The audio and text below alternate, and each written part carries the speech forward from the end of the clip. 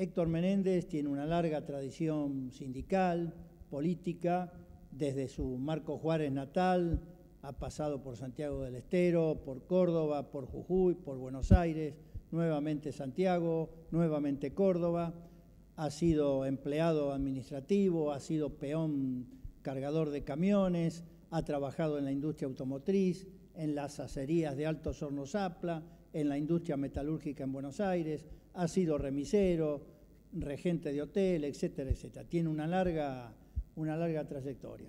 Gracias, Héctor, nuevamente por estar acá. Y antes de hacer un poco una trayectoria más de orden cronológico, no necesariamente exacta, pero un poco más cronológica, hay dos cuestiones que me interesaría, que me han llamado la atención de los años que te conozco y que hemos podido intercambiar ideas y discusiones. Y es que en términos generales vos tenés una formación marxista muy exhaustiva y muy profunda que aplicás a todos tus razonamientos, porque vos, como buen marxista tradicional, todo lo que es humano te interesa y no te privás de opinar sobre todo lo que te parece que alguien con tu trayectoria tiene que opinar, ¿no? Ahora, al mismo tiempo, la sensación que tengo, que no conozco bien los orígenes, pero tu formación no es de origen universitaria, académica, más bien es una formación en la actividad política. ¿Cómo es este acercamiento al marxismo? ¿Cómo ha sido tu formación? Bueno, como para aclarar, yo creo que lo importante no es mi historia personal, sino por la época histórica en que yo viví, mi adolescencia y mi madurez, ¿no? La época posterior a la Segunda Guerra fue una época de un gran progreso social y en el pensamiento y de discusión y polémica. Política también. Claro, y la polémica de los 50 iban sobre la caracterización del peronismo y sobre el estalinismo, ¿no? Es decir, estaba instalada la discusión entre trotskistas y estalinistas. Y a mí la contradicción más a dirección del peronismo, aún antes de acceder a una ubicación partidaria, me ganaba, ¿no? Yo veía las masas, a pesar de que en Santiago llegó un poco tarde el fenómeno del peronismo, pero en la propia escuela secundaria fui delegado, pero no llegaba a comprender. Entonces no era comunista, no era radical, no era peronista, daba vuelta hasta que conocí a un equipo de lo que se llama Izquierda Nacional, trotskista, el Moro Terzaga, hermano del viejo profesor universitario Alfredo Terzaga, junto con otro sanjuanino, Merlo, que lo cita Almeida en su autobiografía, y mientras estaba conversando con esto lo conocí a Almeida. Entonces la explicación de Almeida sobre el peronismo me metió de lleno a la militancia política. Yo era delegado empleado en el Consejo de Ingenieros, y ahí mis primeras lecciones sobre el marxismo me las dio Almeida, y luego todos los cuadros del Grupo Cuarta Internacional que habían ido a fundar el partido en Córdoba, ¿no? Que se sucedieron unos a otros. O sea, tu acercamiento al partido es directamente por una relación más de tipo partidaria, más que universitaria, académica. Y en gran medida, a pesar de que sí, leí algunos libros, fui un marxista de oído, ¿no? Realmente, por eso yo siempre me habrás oído decir que soy un estudiante tardío, porque empecé a leer cuando tuve tiempo y plata para comprar libros, ¿no? Pero mientras milité y era un activista de fábrica, no tenía ni el tiempo ni el dinero suficiente para comprar, para tener la bibliografía.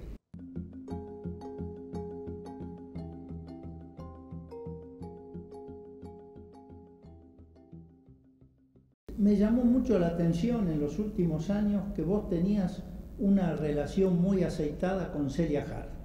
Ese fenómeno que surgió de pronto en Cuba y que nos sorprendió a todos. Sí. ¿Cómo es esa relación? Yo cuando yo me jubilo, en el 99-2000, me mata, no puedo vivir con la jubilación. Entonces mi hijo, que trabajaba en Renault, me sacó una Kangoo, y con esa Kangoo yo hacía viajes. Y entonces fui chofer del padre, de Armando Jar. De Armando Jar, que vino a dar un posgrado ahí en filosofía, y yo tenía una relación con la gente de la Escuela de Historia que me había invitado para crear fuentes orales, testimonios de los viejos cuadros sindicales de la década. Historia oral. Claro, claro. Y entonces, a través de ellos, yo fui chofer de Armando Jar durante el curso, ese curso de posgrado. Y cuando Celia Jar hace su primer artículo sobre Trotsky, le mandé un mail pidiéndome que me dé la dirección electrónica de ella, y entonces empezamos a cartearnos, a discutir.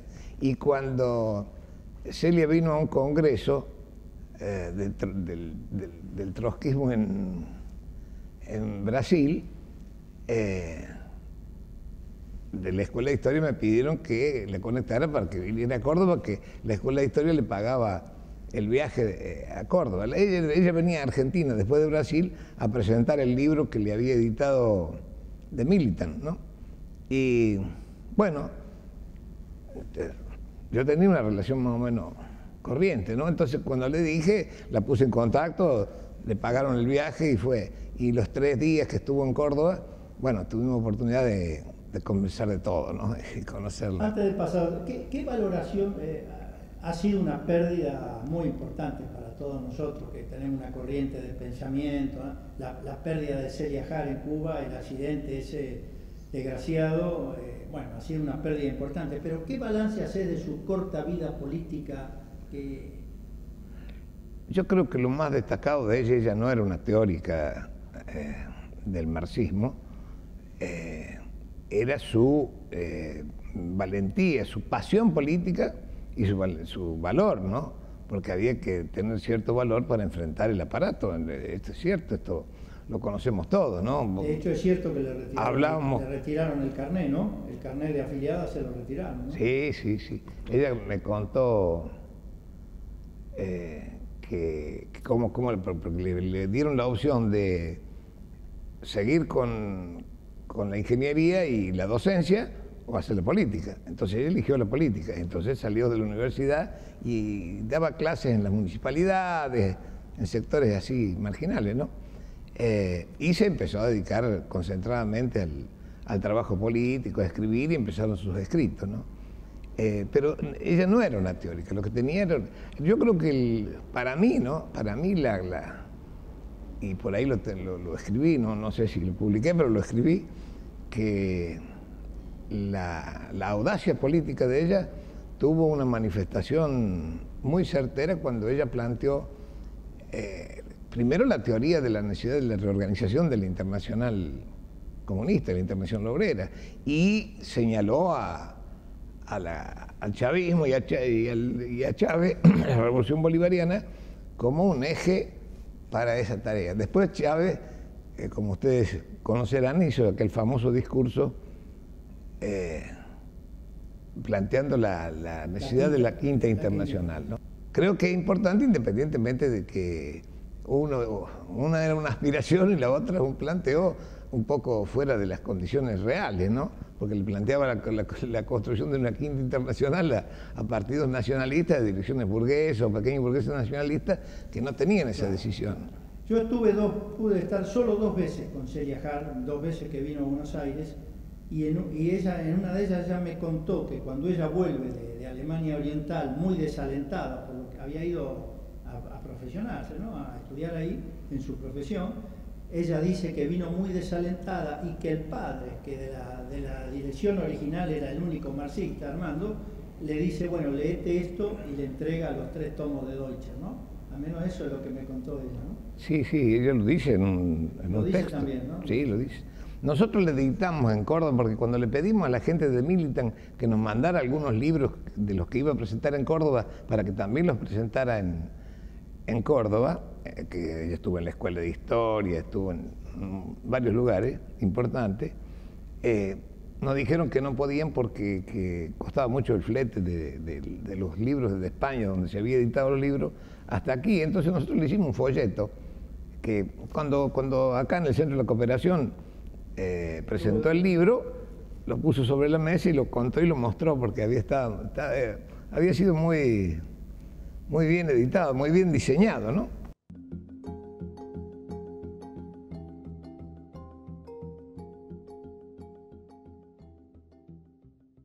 Héctor, volvamos un poco a los orígenes de tu vida. Vos naciste en Marcos Juárez, ¿cómo era tu núcleo familiar? ¿A qué se dedicaba en esa época? La característica general de mi vida ha sido una vida transhumante, ¿no? Es decir, mi padre tuvo varias etapas de su vida. Primero fue un peón rural hasta los 20 años, que fue al servicio. Y cuando va al servicio militar, mi viejo fue un crack de fútbol. Yo tengo recorte de gráfico cuando salió campeón con el Diario, que es el antecedente del Club Estudiantes Río Cuarto, en el año 27 y 28. Un hombre destacado conseguía, lo llevaron a Rosario, volvió a Marcos Juárez. En 1935, cuando yo nací, el gerente de Minetti le pegó una puñalada a mi papá, que casi se muere. Tenía dos ombligos, el ombligo y un ombligo acá que era el tubo de drenaje que le habían dejado. La cirugía en aquella época, ¿no? Eso fue en el año 35. Pero jugó hasta los 36 años y en el año 42 colgó los botines y se quedó sin trabajo. Y ahí volvimos al campo. Ahí volvió el campo, me llevó a General Roca a una cosecha de trigo. ¿Al sur? ¿Eh? ¿En el sur de General Roca, en el sur del país? No, General Roca, el pueblo que está al lado de Marcos Juárez. Ah, de Marcos Juárez. Y él era muy buen costurero, tenía un callo acá en la mano increíble, como un crecimiento así, ¿no? Con el que llevaba la aguja. Era una luz cosiendo, ¿viste? Y me llevó a mí para que yo le pusiera la bolsa en la salida del trigo. Tiene dos salidas, ¿no? Entonces con una palanca se da un lado a la otra. Y mientras él cosía una, yo le ponía la bolsa en el otro lado. Bueno, y en marzo del año 43 consiguió trabajo a través de un medio hermano de él, porque mi viejo era mestizo puro. Un gallego desarrapado que vino a 14 años acá, se casó con una mujer viuda de una familia indígena asimilada, ¿no? Era de los ranqueles de ahí, de la zona del departamento de Unión, ¿no? Luego se casó con la hija del dueño de la fonda del pueblo, ¿no? Que eran gringos, eran italianos. Entonces... Tenían garantizada la comida ya. No, sí. No, siempre hubo una disputa. Sí, claro, el origen social de mi padre era distinto al de mi madre, ¿no? Entonces había... tensiones y además familiares. Distintas visiones de la vida, ¿no? En el 43 nos fuimos al medio del monte. Santiago del Estero es la zona más lejana, más aislada. Gente de 20 años que no conocía el ferrocarril, no conocía la luz eléctrica, quichuistas que no hablaban el castellano. Departamento Mitre, la capital del departamento Mitre era un... ¿Y qué hacían ahí? Y mi viejo trabajaba así de todo, porque mi viejo era tenía segundo grado mi papá, y se murió sin tener una casa propia, ¿no? Pero, ¿cómo te decís? En trabajo manual, a toda labor le hacía, como dice Atahualpa. Entonces, era chofer de los camiones, atendía la cantina, bueno, hacía de todo. Un trabajo más destacado porque el medio hermano de él era uno de los dueños. ¿Y vos colaborabas con él en lo que podías, porque eras chico todavía? Sí, yo, mi padre, la memoria más grande que tengo de él es que me enseñó a trabajar, a manejar las manos. Cuando yo me estudié, él se fijó como objetivo de su vida que sus 3 hijos tuvieran escuela secundaria. Yo me quise ir de mi casa porque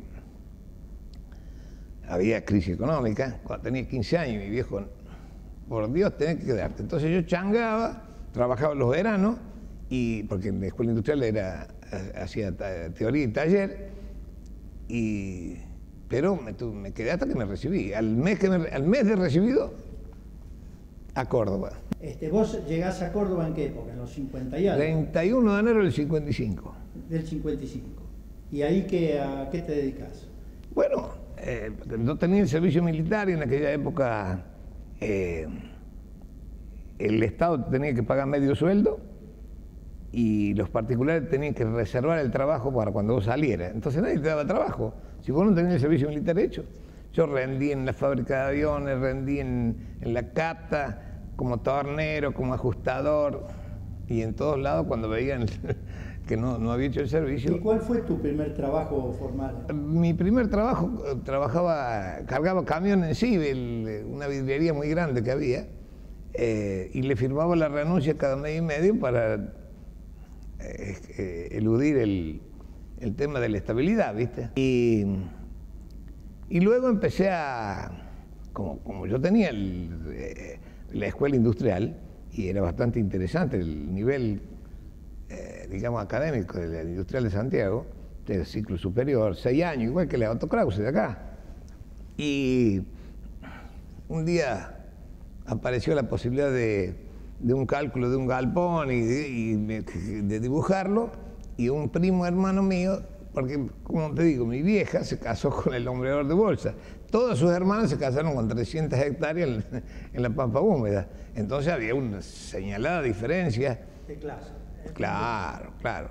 Pero uno de los pobrecitos que hoy está muy, muy enfermo, estudiaba en Córdoba, y yo vine a parar la pieza de él, porque yo vine a Córdoba sin plata, ¿y a dónde iba a parar? Entonces él me dejaban armar un catre en la pieza por las noches, y de día plegarlo y ponerlo detrás del ropero. Me dice, mira, si vos hiciste el cálculo, ahora haz el plano. Entonces empecé a dibujar plano y a changar con las empresas constructoras, informalmente, ¿no? ¿En qué época entras a trabajar en la industria automotriz, en Kaiser? Año 59. En el año 59 entras a Kaiser, y ahí tenés una trayectoria de delegado. ¿Cuántos años? La experiencia de Kaiser es una experiencia muy concentrada y muy excepcionalmente rica desde el punto de vista este. Yo antes de entrar a Kaiser estaba en el partido, ¿no? Y había sido delegado en empleos públicos. El partido es el Partido Obrero Revolucionario del Posadismo, ¿no? Claro, claro. A los 3 meses me eligen delegado. El estatuto decía 6 meses. Un martes, un miércoles, algo así, me eligen delegado, y entonces va la comunicación al sindicato. El sindicato tiene que aceptar o rechazar eso de acuerdo si vos estás estatutariamente en condiciones de ser delegado. Cuando el sábado hay elecciones, hacía 6 meses que estaba discutiendo el convenio, y el Negro Torre, el Pidio Torre, y ni había informado. Entonces el Negro Torre entró como secretario del gremio en el año 58, hace un año y pico. Ahora, se legitimó como secretario general con la huelga grande, ¿no? La huelga grande fue una huelga histórica. Cuando yo entré, todos los compañeros comentaban hazañas de la huelga grande, ¿no? De un enfrentamiento con la policía muy, muy, muy fuerte, ¿no? Y entonces los cuadros el miembro del GCI que estaba ahí, bueno, me dijeron, no, acá aclarar un poco que el GCI es el Grupo Cuarto. Sí, el Grupo Cuarto Internacional, que es sobre el que después se fundó el Partido Obrero, en el 54, el Partido Obrero Revolucionario Trotskista, y después de la Libertadora, Partido Obrero Trotskista, entre comillas. Entonces, cuando yo entro, a los 3 meses me eligen delegado, y claro, me iban a rechazar porque no tenía la antigüedad. Pero el sábado hay asamblea, y entonces yo, orientado por el partido, planteo, la vieja dirección, que era comunista y radical, la anterior a Torre, cuando todavía era poca gente en la fábrica, cuando se concentró, evidentemente el peso mayoritario era peronista, y lo eligieron a Torre. ¿Cuánta gente llegó a tener Kaiser en esa época? ¿Cuánta gente trabajaba acá? Bueno, cuando yo estuve en la paritaria, presidí la paritaria en el 61, había 6.800 y algunos obreros jornalizados, porque los empleados no podían ser jornalizados por un acuerdo no contable, pero en total es cerca de 10.000, ¿no? Ahora, con la reconversión que hubo y la transformación en Argentina, las fábricas que tienen 3.000, 4.000 obreros son muy pocas. De todas maneras, hay más obreros en el mundo hoy que... A nivel mundial, sí, por supuesto, ya con la incorporación de China. Y Renault pasó de tener en París pasó de tener 120.000 a tener 70.000. Es decir, la clase obrera ha dejado de jugar un papel independiente e importante en la lucha clásica y en la sociedad, no tanto por su pérdida de número, sino por la degeneración política de su dirección. Es decir, por la falta de continuidad de su dirección obrera, ¿no? No, bueno, claro. A nivel mundial hay hoy más trabajadores que antes. Sí, más trabajadores, pero por eso digo, pero el tema de la extinción del trabajo y de que a los obreros se lo habían devorado los robots en los países centrales y la desindustrialización en los países coloniales es parte del discurso posmoderno. No es cierto, no estoy de acuerdo. Sí, e incluso, no sé si viste la información que llegó acá este fin de semana, y es que Toyota en Japón está volviendo a hacer trabajo, abandonando los robots. En el diario de ayer. Bueno, pero agotémoslo. ¿Cuántos años trabajaste en Kaiser? 3 años y pico nada más, pero por eso déjame que siga con el relato. Es decir, a los 3 meses me dijeron delegado, yo hablo en la asamblea y entonces tiene una repercusión, la intervención de una repercusión notable, aplausos y gritos y qué sé yo, y se terminó la discusión entre la dirección de Torre y la anterior comunista radical, porque se acusaban. No. Entonces, cuando nosotros entramos al tema de cómo había que seguir la discusión de la paritaria, se terminó la asamblea. Y la directiva Torres y Monzón me manda, ay nomás, que en dónde trabajaba, que esto. Mira, yo trabajo en tal departamento, si quieren hablar conmigo, yo voy al sindicato. Bueno, el lunes fui al sindicato y me decían, mirá, acá no había nada, nosotros, sí, acá no. Me reconocieron. 20 días después, me proponen del partido que salga como candidato a diputado para las elecciones del 60. Entonces yo digo, una rifa. No, además si te rajan, esto es más importante. Me convencieron y salí candidato a diputado. Pero también fuiste candidato a secretario general del ESMATA a nivel regional, ¿no? Pará, pero eso fue después. Eso fue en marzo del 62. El mismo mes que fui candidato a secretario general del gremio, fui candidato a intendente de Córdoba, pero no fui candidato a secretario general porque me proscribieron. La directiva de Torre y la directiva nacional me proscribieron porque no podía ser candidato a secretario general siendo candidato político. Todo ello. Entonces, la historia de los dirigentes sindicales. A mí y al candidato tesorero, al Petizo Buto, que éramos los dos miembros públicos del partido, nos proscribieron. El Petizo Buto era candidato a gobernador y yo era candidato a intendente. Eso fue en marzo del 62. Pero eso venía después, porque ellos tenían miedo que le ganáramos la elección, porque en el 61 ganamos la paritaria. Nosotros planteamos que había que abrir el abanico de los salarios, porque los aumentos en cantidades fijas después de la Libertadora iban cerrando el abanico de los salarios, ¿no? Sí, aumento de 100 pesos, hace que la distancia entre el mínimo y el máximo se vaya cerrando. Llegó un punto en que los oficiales de mantenimiento, matriciero y qué sé yo, ganaban más afuera que en Kaiser. Ahora, escúchame, Héctor, vos llegaste a Córdoba en el 55, entrás a Kaiser en el 59, pero en todo ese periodo se dan la discusión y los grandes debates, los grandes programas históricos del movimiento obrero, de La Falda, que si no me equivoco fue en el 57, y Huerta Grande, 62, 63, sí. Por ahí, ¿no? ¿Qué recuerdo tenés de esos debates? ¿Qué opinión? Sí, las dos, por dos lados. Es decir, por un lado los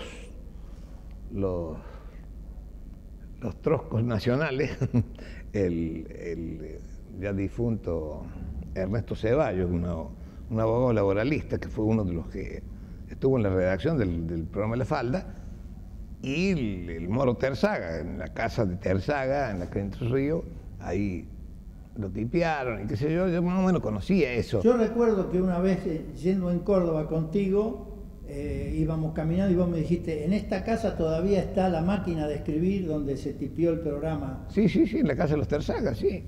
Y ¿cómo se llama? Y luego cuando se da la lucha en el 58 y la primera parte del 59, antes que yo entre a la fábrica, que yo era delegado en empleados públicos, particularmente cuando se da el gran movimiento de la ocupación del frigorífico de Lisandro Latorre, el 19 de enero del 59. Ahí la relación de Almeida estuvo hasta enero del 59, estuvo allá y había salido delegado en metalúrgico, y yo era delegado en el Consejo de Ingenieros, y entonces discutíamos con el negro Aspiti, con el secretario gremial del equipo ese, que era el que manejaba los violines, ¿no? Aspiti era el hombre de los dirigentes sindicales, el más politizado, el más... Y discutíamos con ellos el tema, e incluso después el partido hizo un poco un mito de eso, ¿no? Y se había impreso en la CGT, con un periodiquito que se llamaba La Voz de la CGT, el programa de la falda, pero lo tenéis guardado. Esa es una cosa que quería preguntarte, porque el programa de la falda, después el de Huerta Grande, que salió de esos congresos, pero después las direcciones sindicales de ese entonces no lo agitan, no lo llevan a la práctica, ¿no? Algo parecido pasó ahora muy efímeramente con la Juventud Sindical del Moyanismo acá, que recuperó esos programas, pero que aparte de eso no trascendió demasiado. Esto es para que reflexionen los trotskistas. Yo hace 25 años me declaré, no soy más trotskista, porque no se sabe qué se dice por trotskista. Si es Abelardo Ramos, que se hizo menemista, o si es Jorge Altamira, que publica en el Clarín. Así que entonces...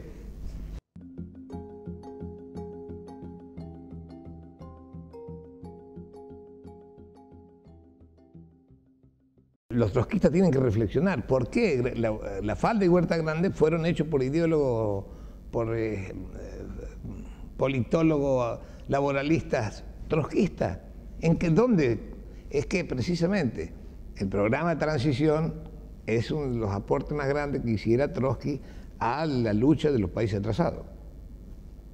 Y eso sigue siendo válido. Pero incorpora de alguna manera la cuestión nacional también ahí, ¿no? Algo claro, que vos claro. has escrito y bastante. además los izquierdistas tienen que partir del largo plazo histórico y ver de que la revolución proletaria comienza en el país central, comienza en la Comuna de París, pero luego de su paso por ese país diverso que es Rusia, que es semicolonial y a su vez un imperio, el resto se hace en el mundo colonial.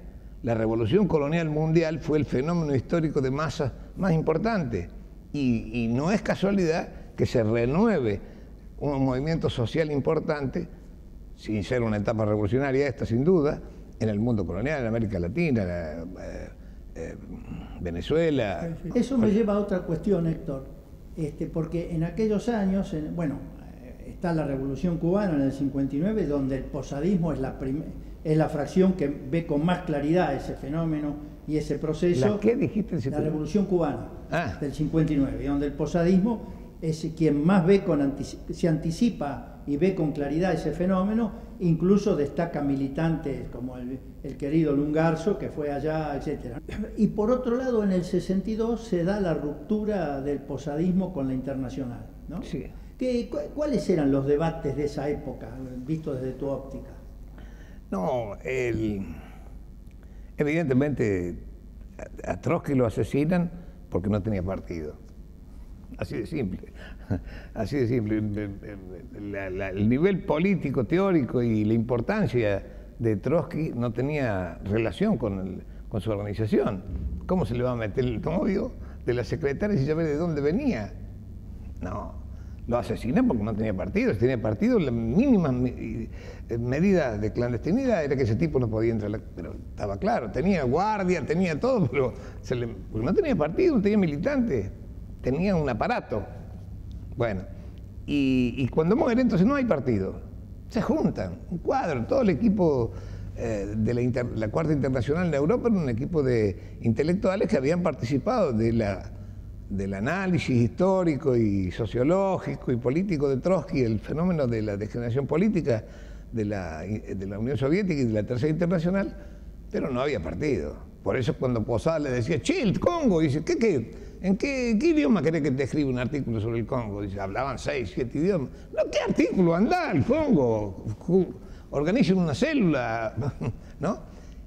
Incluso cuando quisieron colaborar con con la revolución argelina, 7 años de guerra civil, 1 millón de muertos, y la Cuarta Internacional, todos los cuadros estaban ahí cruzando el Mediterráneo.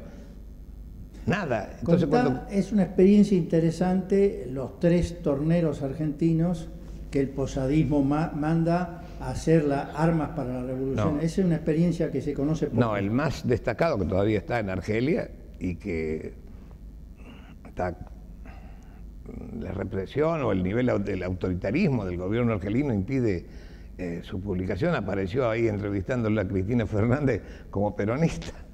Bueno, es absurdo. Es decir, cuando una vez un programa que había los domingos en Radio Universidad de Córdoba, lo entrevistan directamente. Contá que es a Muñoz, ¿no? Muñiz. Roberto Muñiz no era tornero, sino un matricero. Y fue Edil Goncián. Cuando le preguntan quién lo mandó, cómo fue que fue a parar a la fábrica de ametralladora que tenía el FLN en Marruecos.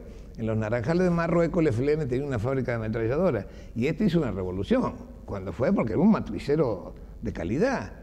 Dice, no, me manda a través del sindicato. Entonces el final Lungarzo, Juan, decía, no, si no puede hablar, no habla. Pero no puede mentir y tergiversar la historia. La burocracia sindical, Bandor lo mandó a Argelia, pero no, por favor. ¿Entendés? Entonces, bueno, y él jugó un papel. Pero ¿por qué mandaba 3 obreros, torneros, matricieros, el partido de Argentina y no lo sacaban de Francia? Porque no tenían células, no tenían gente. Sí, era un grupo de intelectuales y sigue siendo. Lo que pasa es que después la discusión teórica se armó entre ese grupo de intelectuales que no comprendía el desarrollo de la historia después de la guerra, el peso y la importancia de las masas en la revolución colonial mundial, y que para el Congreso del Sexto Congreso Internacional de 1960 planteó Ernest Mandel el boom de la economía europea va a pagar la revolución y viene un periodo de mar de leche, y Posada le dice, no, ustedes no entienden, ¿así? Es decir, el curso que viene es de más lucha en el mundo colonial. O sea, el proceso de ruptura fue por una caracterización del periodo y de qué podía pasar en los países dependientes. Sí, en el Sexto Congreso se resolvió a propuesta del Buró Latinoamericano que la mayoría de los 5 miembros del Secretariado Internacional, 3 debían ser del mundo colonial. Y así se decidió. A los meses se muere la representante de la India y en su lugar ponen a una europea que había estado 3 meses en Israel como representante del mundo colonial. Entonces, claro, ahí viene el rompimiento. Pero aparte de eso, este triunfo y esta explicación, ¿cómo vamos a decir?, insuficientemente materialista acerca del papel de las masas, de un elemento subjetivo, de la conciencia, del sentimiento revolucionario, ahí empieza a darle cuerda Posada a esto, lo transforma, lo lleva este análisis no es mío, es del finadito Lungarzo, lo lleva del materialismo al idealismo. Entonces termina, en fin, ya en los 80, ya descompuesto, termina diciendo la conciencia determina la existencia. Es decir, revisando la base teórica del materialismo, filosófico, ¿no? Pero esa es otra etapa. Lo que no he reconocido todavía, y se entretienen con el tema de voz planetaria, de que hablaba de los platos voladores y qué sé yo, no profundizan en el curso de la historia, porque el grupo Cuarta Internacional fue reconocido como sección argentina de la Cuarta Internacional por aquel equipo que venía de la vida con Trotsky en el 52, precisamente por esa capacidad de penetrar el movimiento de masas tal cual se daba y comprender que en la contradicción masas-dirección del peronismo, por todo ese periodo revolucionario, triunfaban las masas. Por eso no podían dar elecciones, por eso los democráticos de la Libertadura, que acusaban de dictador a Perón, estuvieron hasta el año, prácticamente hasta el 83, porque lo que hicieron en el 73 con Con Cámpora fue un interregno, ¿no? Bueno, volvamos a tu vida acá, en los años, ¿en qué año te tenés que ir a Jujuy a trabajar en Palpalá, en Altos Hornos Zapla? O sea, en mi vida, mientras estuve en el partido, ¿no?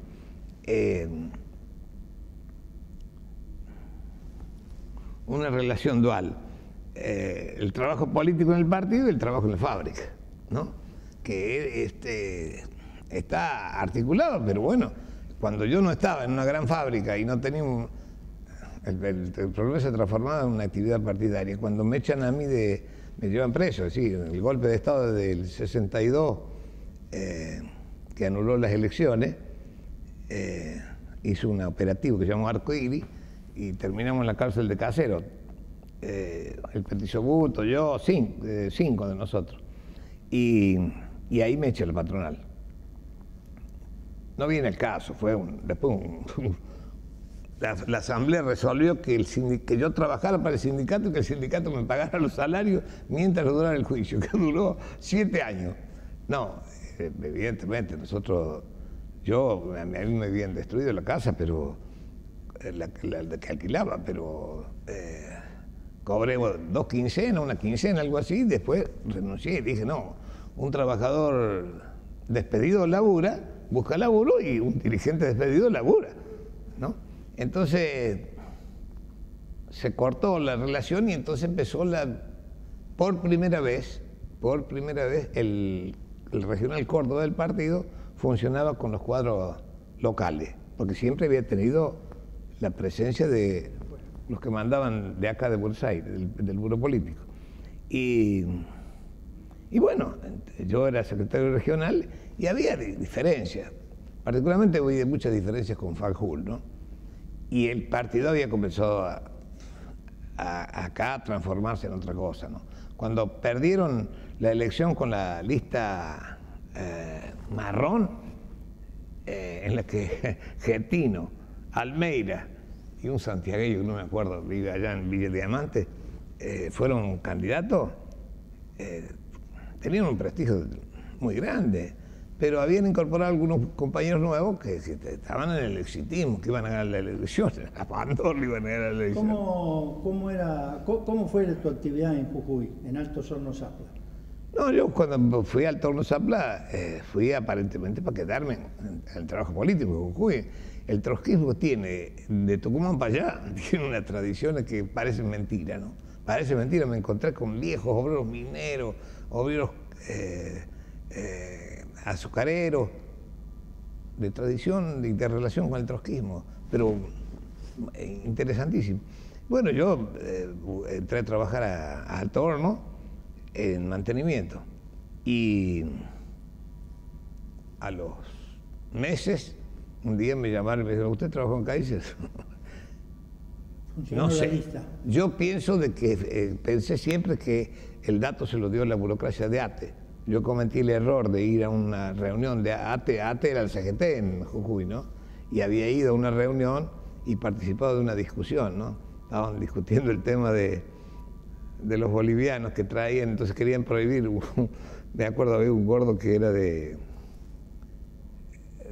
ATSA, de salud, de sanidad, que planteaban que, digo, no, exijamos que le paguen lo mismo que a nosotros, que a los argentinos, y no lo traen más, o si lo traen, somos todos trabajadores. Tenemos que pegar otro salto, doctor. Venís a Buenos Aires a trabajar en una metalúrgica. Me echaron de, ¿cómo se llama? Entonces vine a Buenos Aires. Y empecé desde octubre del 64 al 27 de diciembre del 66 que entré a FAE, di la vuelta al mundo. Trabajé en Xi'an, trabajé en Martín Amato y compañía, trabajé en varios lugares, ¿no? Lo que no conseguí era un trabajo cerca de mi casa. Viví en Quilmes, en la casilla que dejó Roberto Muñiz cuando se fue a Argelia. Ahí viví 4 años. Pero trabajaba en José Cuba 2145, Sandoles SRL. Escuchame, viajaba 3 horas y 3 horas de vuelta. Me obligaban a trabajar 10 horas, con 2 horas cortarme. Como todavía siguen haciendo muchos trabajadores, ¿no? Y el tránsito hoy es mucho peor.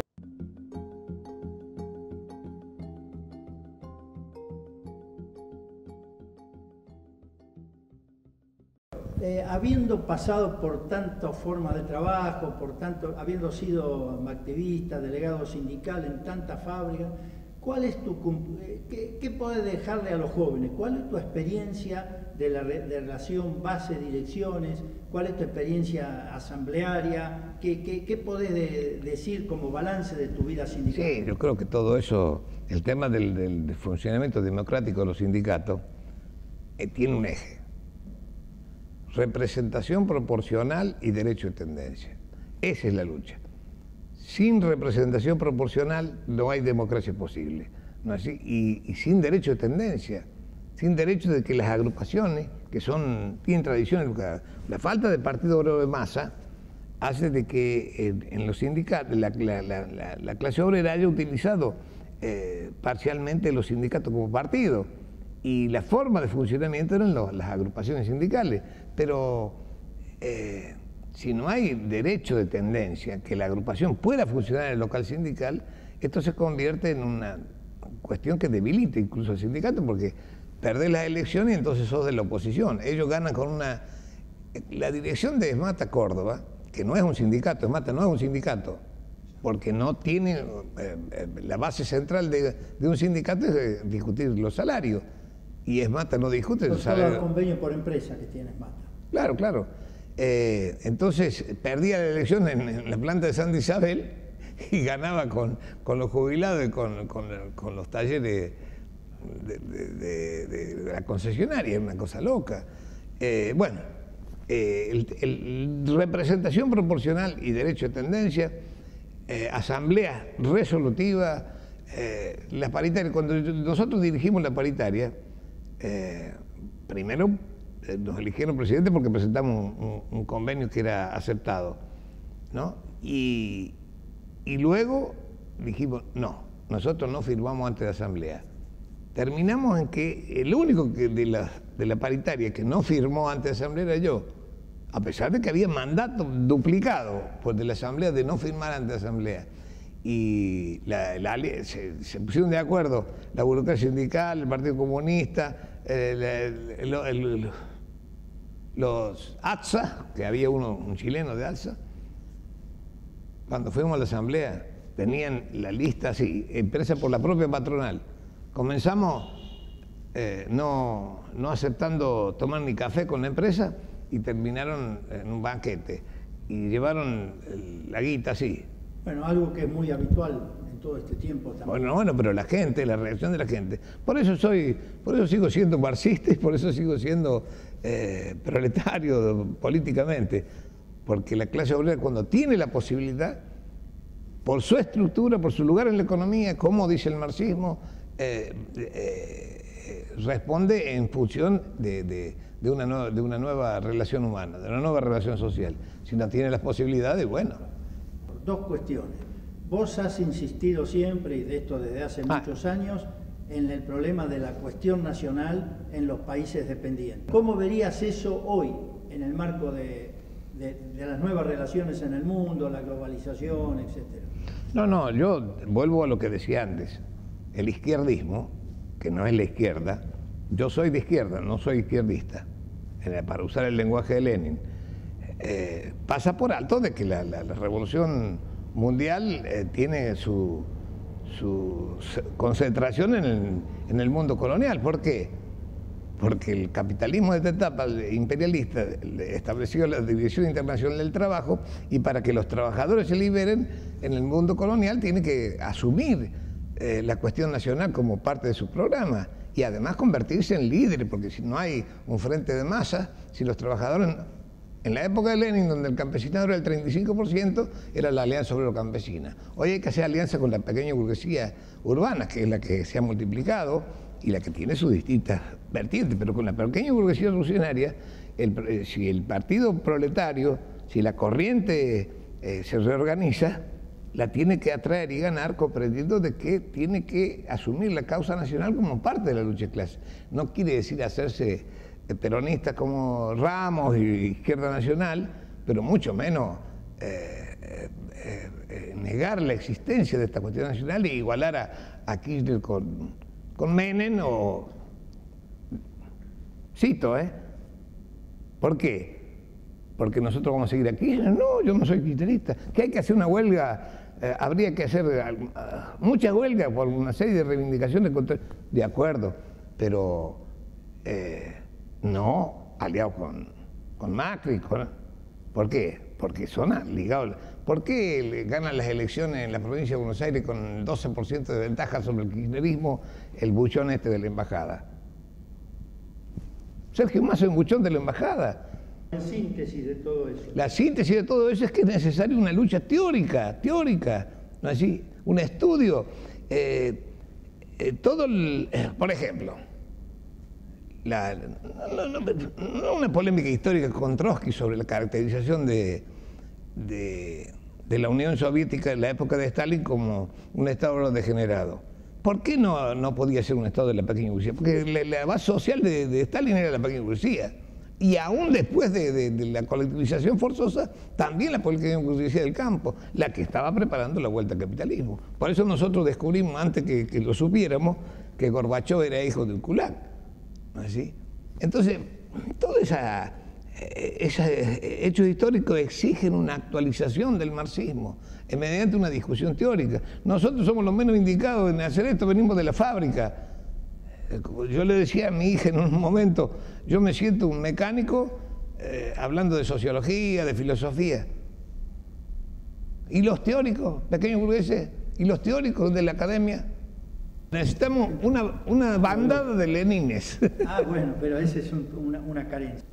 Tenemos que titular esta entrevista. ¿Cómo te parece a vos que la podemos presentar? ¿Cómo la podemos titular? Por ejemplo, ¿qué nombre le pondría yo a un partido ahora? Nuevo comunismo, porque comunismo no le podés sacar el bulto a eso. ¿Te parece bien titular La necesidad de un nuevo comunismo? Sí, sí, sí. Héctor, gracias por acompañarnos y gracias por todo.